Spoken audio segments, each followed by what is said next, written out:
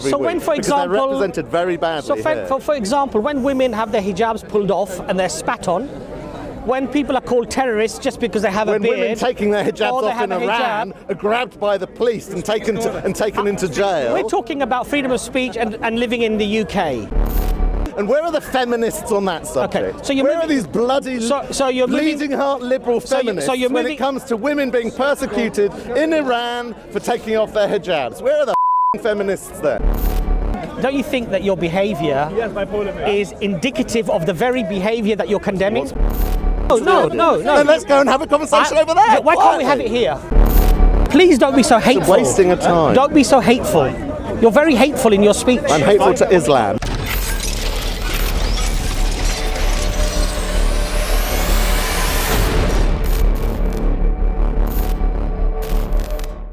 Free speech that we have here. You probably don't have that where you're from, but we have it here, and it's very important. No, it is. But don't you think numpties like that coming and saying you can't say that? But don't you think don't you think your language is just as much I said umpa, stick it up your jumper. That was my language. So was that offensive? Was that swearing? But what I'm trying to say is that when you make comments like...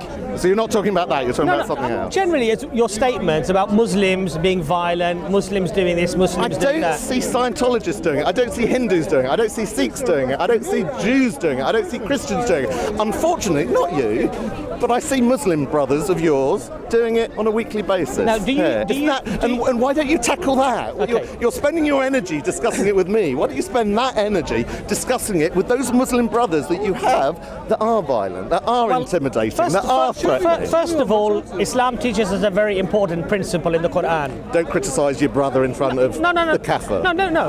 That is one of the points, isn't it? You have to allow me to speak. Do I? Well, you said we're civil and we want to have a conversation, we want to have freedom of speech, right? So let's abide by that. Are there some Muslims who behave very badly? Yes, of course there are. At Speaker's Corner on a weekly basis. Everywhere, all over the world. True. But there are Christians who behave badly all over the world. There are Buddhists who are behaving badly in some parts of the world. Do I say all Buddhists are like that? Did I say all Muslims are like that? No, but that's I did not, did I? No, but I did not, did I? No, but I didn't even infer it. Your insinuation is that somehow this is an inherently Islamic Muslim problem.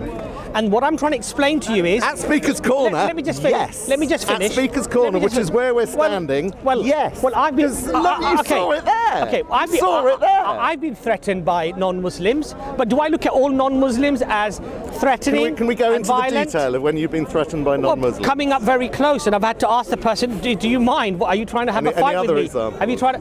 People coming up I'm just close. giving you an... No, and acting aggressively. That's a free, mate. Acting aggressively. No, coming up close is not... My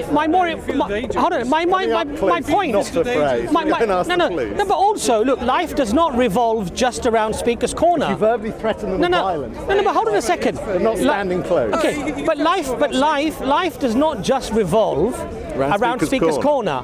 That's what we have to tell ourselves.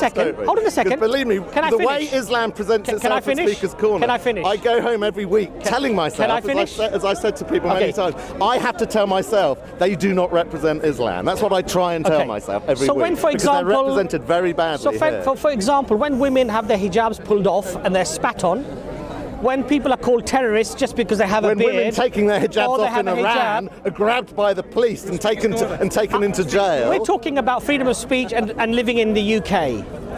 You brought up the subject of hijab, so I thought I'd bring up the subject of the way women are being treated in Iran today that choose to take their hijabs off. And where are the feminists on that subject? So where are these bloody bleeding heart liberal feminists when it comes to women being persecuted in Iran for taking off their hijabs? Where are the feminists then? Okay, so now you're moving the goalposts. You brought up the subject of hijab. Let's go back to what you were talking about. The subject that I brought up about the hijab and about women being assaulted was in relation. Hold on.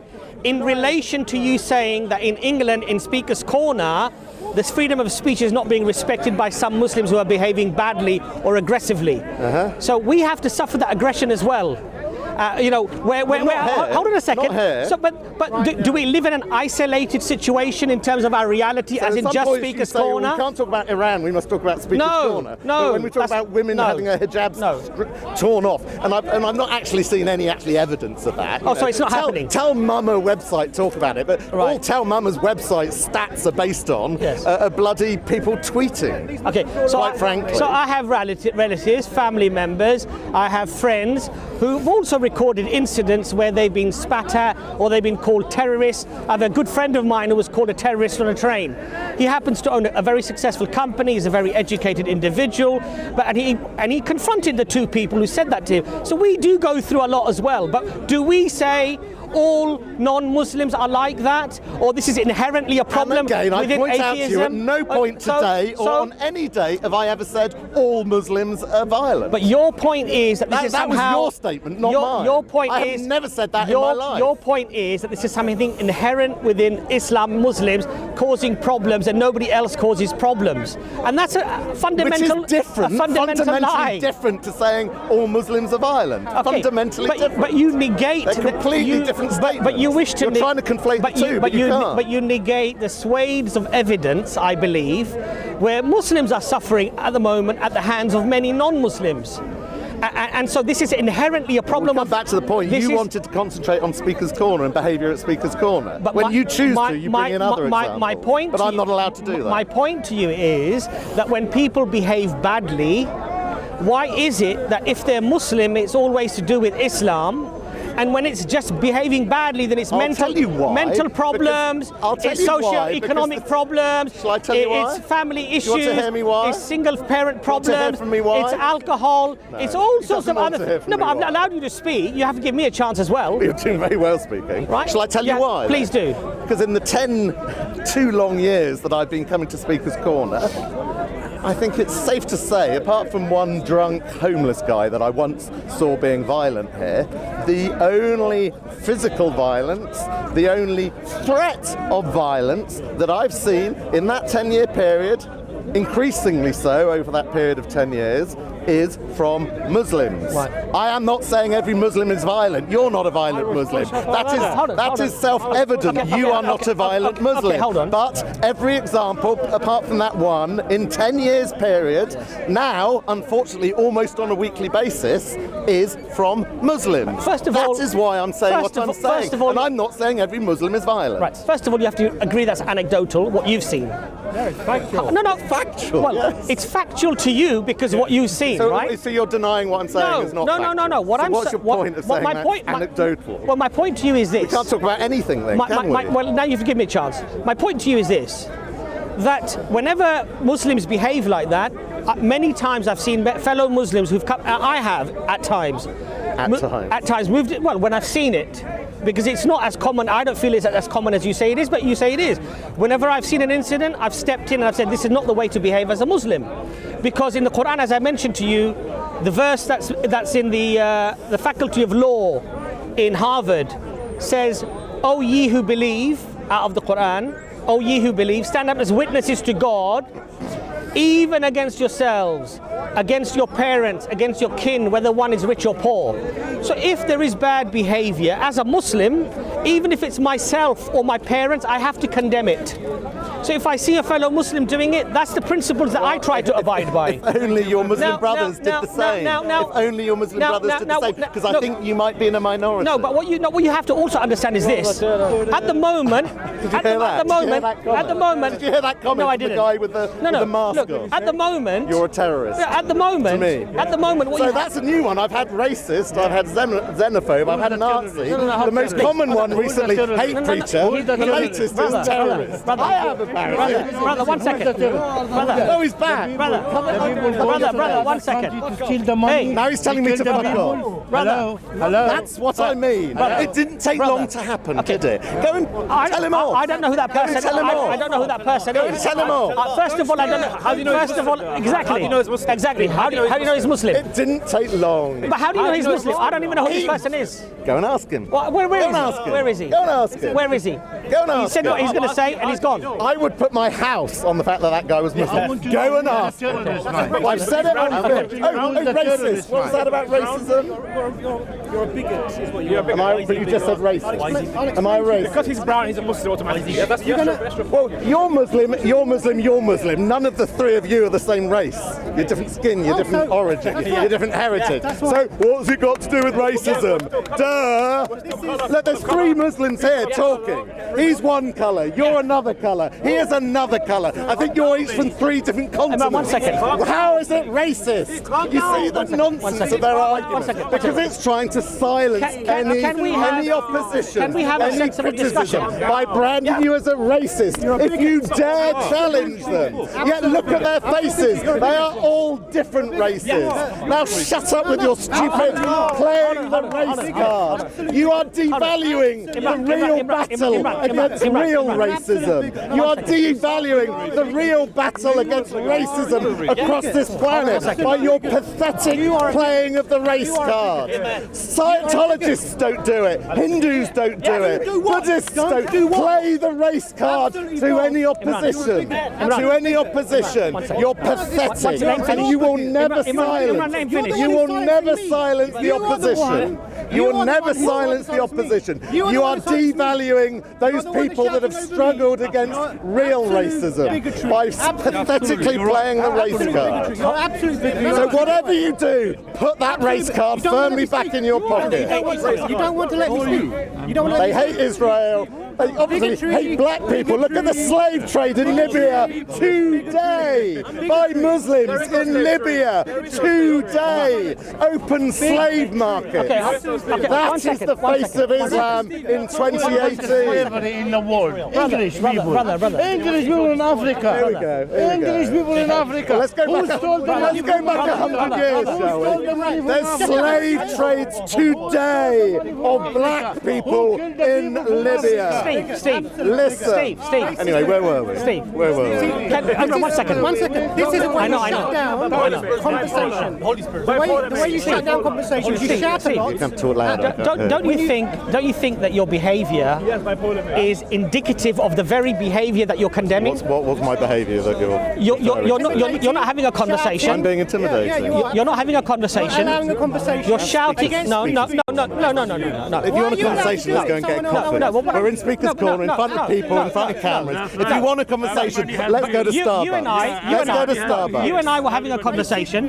You can't expect it when there's a big crowd of people shouting in. You can't expect that. No, but you're acting and you're behaving in the same way that you're condemning yourself. No, because I'm not threatening any violence. No, you are. How am I threatening violence? You're shouting over people. It's not threatening you're violence. Screaming. Do you know what threatening? Hold on a second. You're screaming and you're preaching. You're not having a conversation. Absolutely. Someone preaching in Speaker's Corner. You're not having a conversation. You're not serious. No. But we weren't doing a preaching session. We were having a conversation. Should we carry it on over there? We can away from the people, away from the cameras? We can have it here. Or do you not want to do that? I can do that, but let's have it. You're playing to the audience. No, not at you all. Are playing to the audience. No. Then let's go and have a conversation over there. Why can't we have it here? Because you're playing to the audience. No, I'm not at all. Really? Let's go and do it quietly over there. I'd like to have an honest conversation with you. You're insincere, I think. Not at all. I'm having an honest. You two together. I'd like to have. You two together. I'd like to have. I don't mean romantically. I'd like to have an honest conversation with you. If you were sincere, but a sensible one. We could do that over there. No, because I believe that you've said a lot on the camera.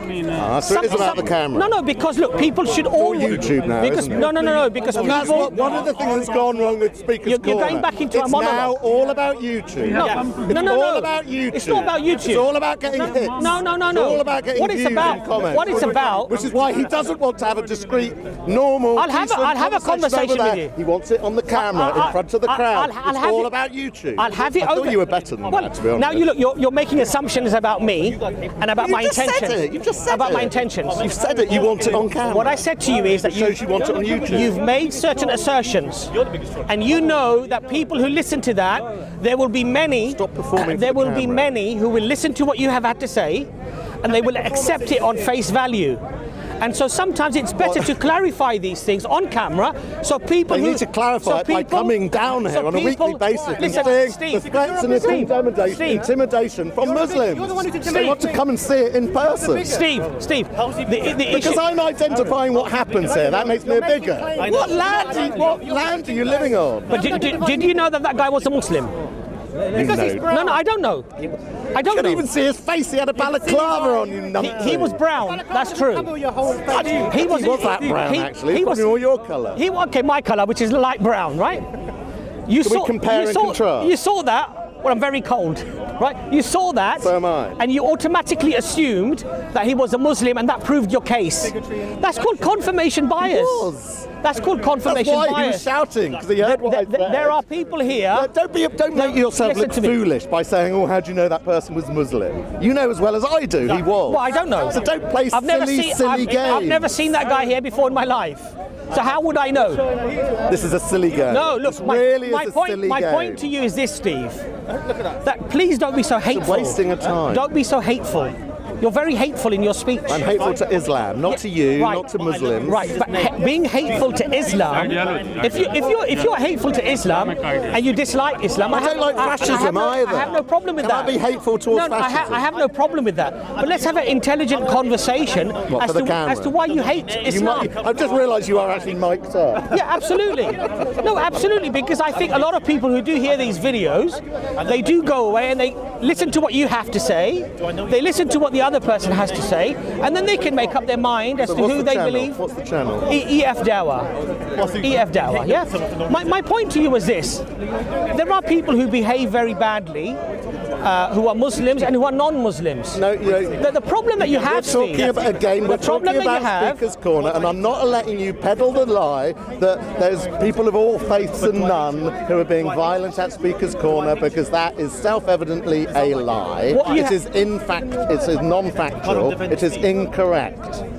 Steve, what you have to you keep repeating yourself that all people are violent. At Speaker's Corner, which is again what you kept on focusing the conversation on, you do not see violence from people other than So when Muslims. I was threatened by a non-Muslim, you're saying that didn't happen? That's anecdotal. That's anecdotal. That's meaningless. Exactly. Well, what I'm trying to say to you is that you don't build up an entire picture from the handful of experiences that you might have had.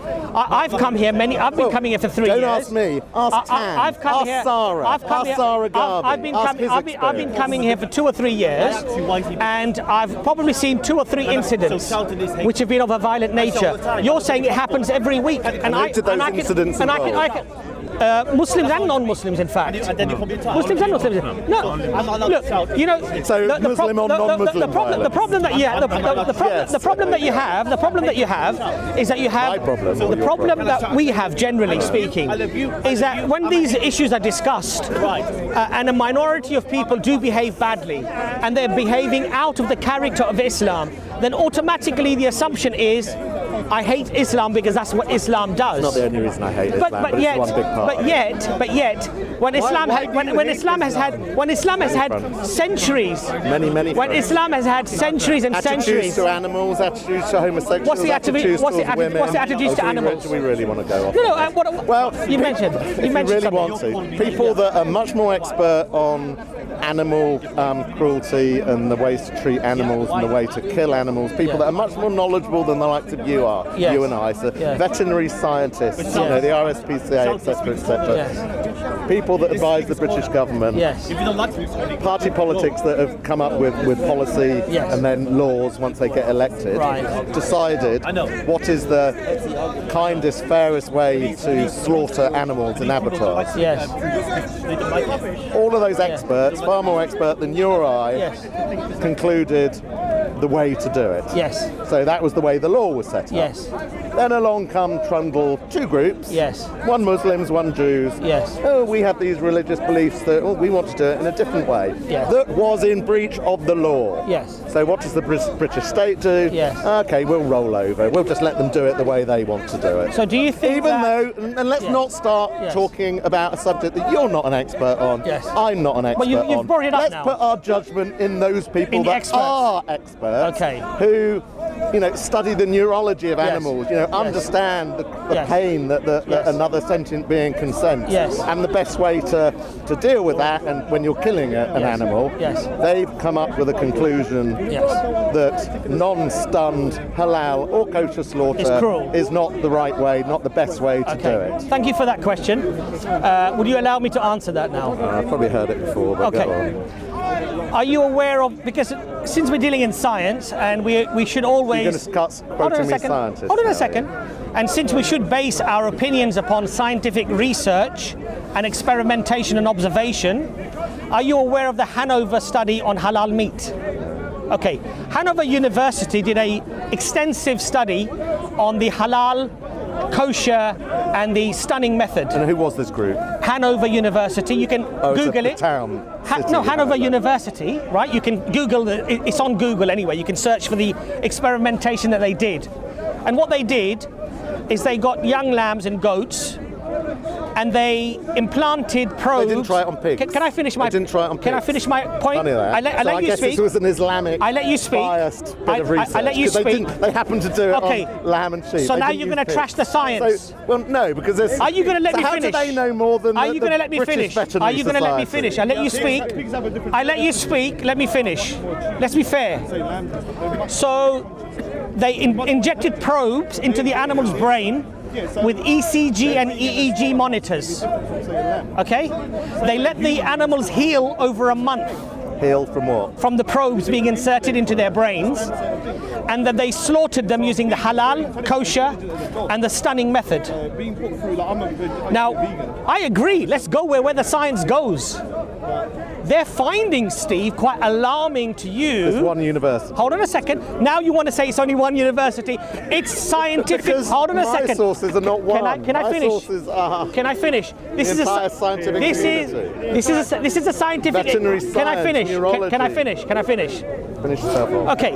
So what they found, Steve, pay attention. I'm still with you. What they found. No, I'm not. I can't promise. What they found is that when the animal had its throat slit, with the Jewish method, the knife has to be so sharp that in one incision, the knife should reach the back of the jugular. In one incision. When done correctly. Hold on, absolutely, of course. And it should be done by somebody who's trained, who knows what they're doing, not some Tom, Dick or Harry. The Islamic method also specifies that the knife has to be extremely sharp, and the incision was measured to be less than 1 second to reach the back of the jugular. What they found, that the animal almost... You can't do that on a camel. Hold on a second. How can you reach the jugular in 1 second when it's a camel? Let's be sensible and honest. Let's have an honest discussion here. About little chickens. Let's not be silly. Okay? How is that silly? I've seen video footage of camels and cows being halal slaughtered. You said scientific research. At least be interested in the research that I present to you. Otherwise, you're being disingenuous. I wouldn't want to be there, would we? Okay, so it reached the back of the throat within a second. On what animals? You said sheep. The sheep and the goats that they tested, right?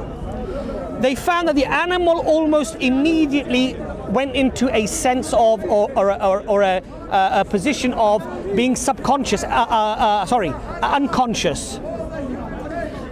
And the animal was seen to be still moving, exercising, to try to push the blood to its brain. The heart was still pumping. Because in Islam and in Judaism, we are instructed that if you cut the spinal cord of the animal, if you cut the spinal cord of the animal deliberately, the animal becomes forbidden for you to eat. So we have to keep the spinal cord intact.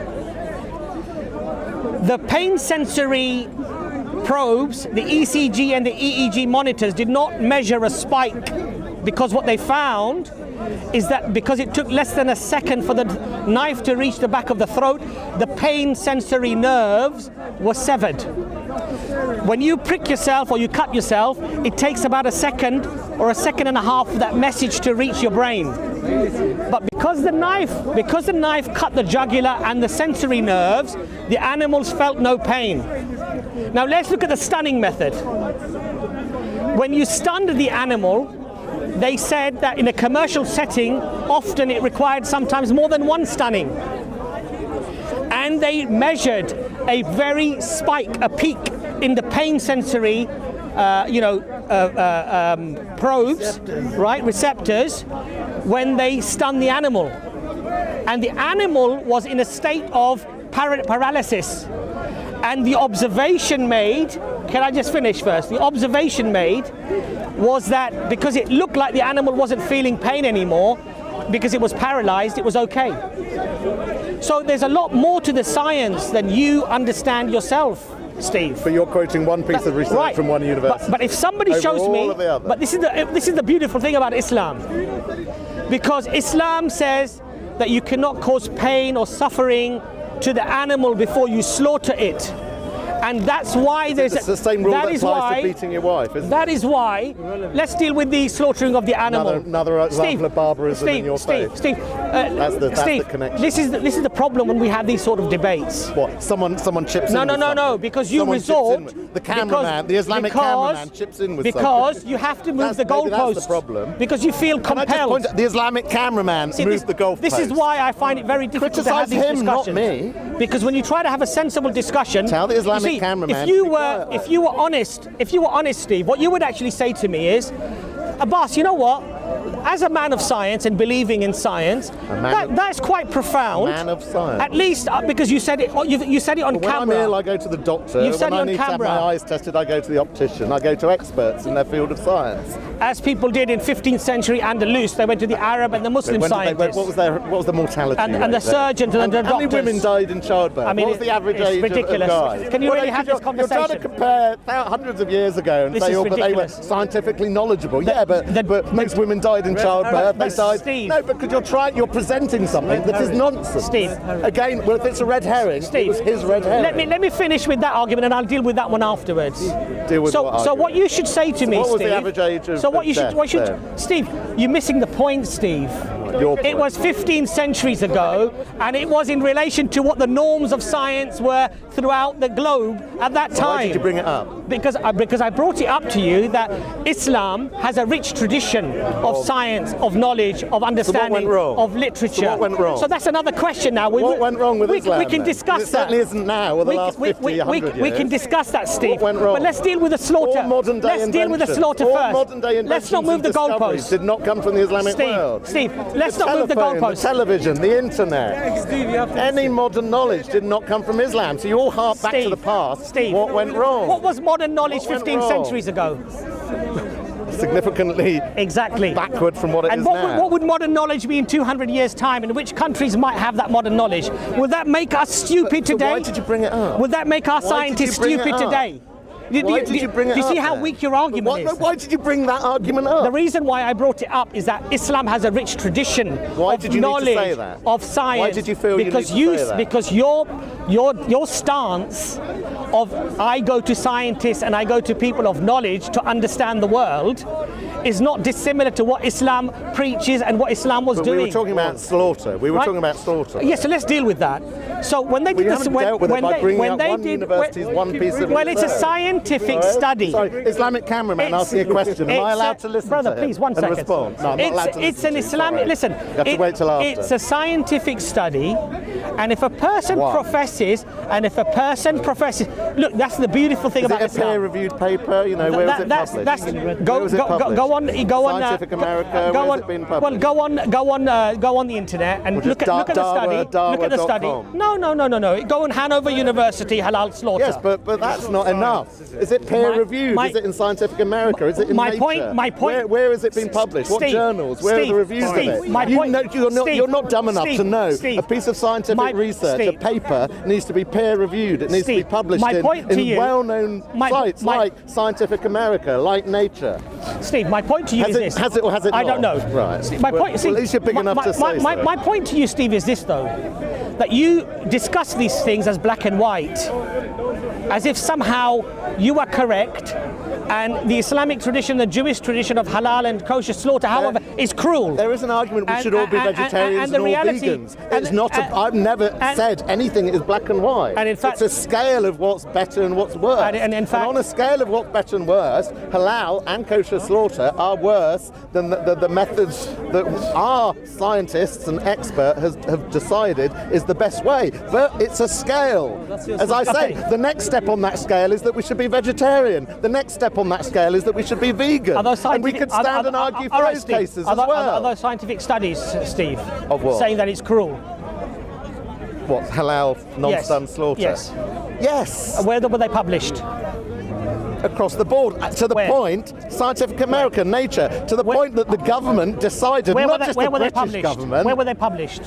Give me a second and I'll let you know. Oh, so basically... you don't want to let me know? No, of course. Let you know. By all means. No, go investigate it. You made a point, but you yourself don't know where they were published. You're dealing with opinions yourself. Argument of Muslims. It's like saying, do you know what page of the Quran that's on? You don't? Oh, well then, it's nonsense. It's a pathetic, lazy argument. So I have to give you... I have to give you my argument where it was published. You were citing and one who published individual it, study. Right? You don't know yourself. Study. You don't know yourself. That's what we call hypocritical, isn't it? Really? I know the British veterinary. Okay, please find out where it was published. And what was and then what will you do? And then what will you do? Well, I'll tell you what I'll do. And this is the beauty about Islam. Islam is about lessening the harm to the animal. So if you can find a method that is least damaging to the animal and keeps the animal healthy for human consumption, then the scholars would say adopt that way.